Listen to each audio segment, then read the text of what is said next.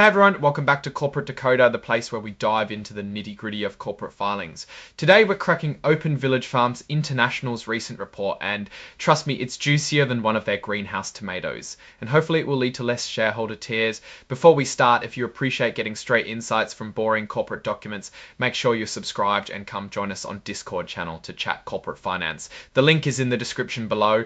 So what's this report all about? Well, on June 2025, Village Farms, a company known for its greenhouse-grown produce and more recently its cannabis business, held its annual meeting where shareholders voted on important company matters. We're going to break down what those votes were and what they mean for the future of the company. First up, the election of the board of directors. This is where shareholders get to decide who will be steering the ship for the next year.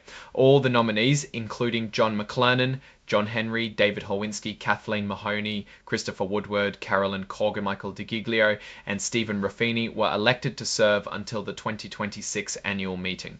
Now, let's look at the votes. For John McLernon, we see about 28.3 million votes for, which is around 89%, with about 3.5 million votes withheld, around 11%.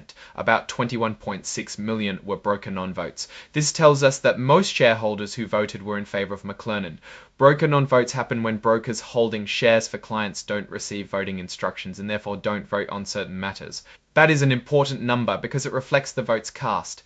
Next, we have John Henry with 23.2 million votes for, nearly 73%, with 8.6 million votes withheld, which is 27%. This suggests there was significantly more shareholder hesitation or opposition to John Henry's election compared to McLernon. Broker non-votes are the same. Kathleen Mahoney had a very strong showing with 31.2 million votes for almost 98.2% and only about 587,000 votes withheld, around 1.9 Zeftor. This indicates very strong shareholder confidence in Mahoney. Christopher Woodward received 23.5 million votes for, with around 73.8%.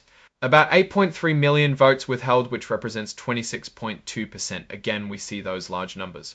Carolyn Cowgar had around 31 million votes for, representing 97.4% approval, and 823k votes withheld, about 2.6%, high approval rate, suggesting shareholders are happy with their contributions. Michael DiGiglio got 31.1 million votes for, around 97.8%, with about 715k votes withheld, that's 2.3%. Again, this shows very strong support. Finally, Stephen Ruffini tallied 29.7 million votes for, which is about 93.4%, with about 2.1 million votes withheld, almost 6.6%, still a strong vote of confidence. Proposal number 2 addressed the compensation of the company's top executives.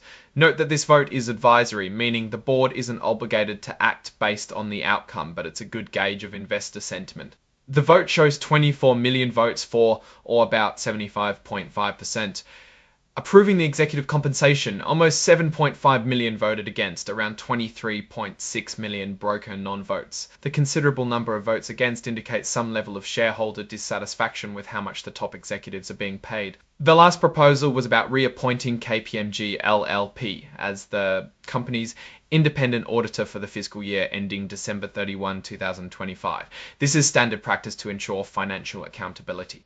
The results show very strong support for KPMG, with 52.9 million votes for, around 99.1%, about 497k votes withheld, representing a very small percentage of the votes, only one broker non-vote. This indicates shareholders have confidence in KPMG's ability to audit the company's financials. Oxteam. Now, let's step and think about what all of this tells us. Village Farms appears to have a generally supportive shareholder base, especially regarding the election of directors and the choice of auditor. However, there's a noticeable level of concern about executive compensation, which could be a sign that shareholders want to see a tighter link between pay and performance. The high number of broker non-votes means their impact cannot be discounted.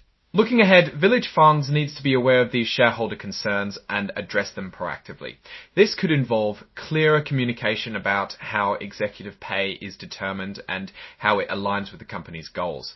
While the company is moving strongly into cannabis, this should be weighed against their core revenue of tomatoes and distribution and operational costs. One thing to note here is that growing and distribution requires operational and infrastructural capacity, while the value of cannabis is dependent on social, regulatory, and market trends. Although the company has successfully managed to weave its way through all sorts of trends and regulations, keep in mind that market perception of cannabis is still very new. Alright, that's our breakdown of Village Farms International's recent shareholder meeting. What's your perspective on their direction and potential challenges?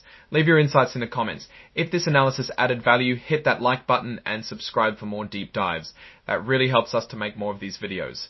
Remember to swing by our Discord community. Thanks for tuning in and catch you next time.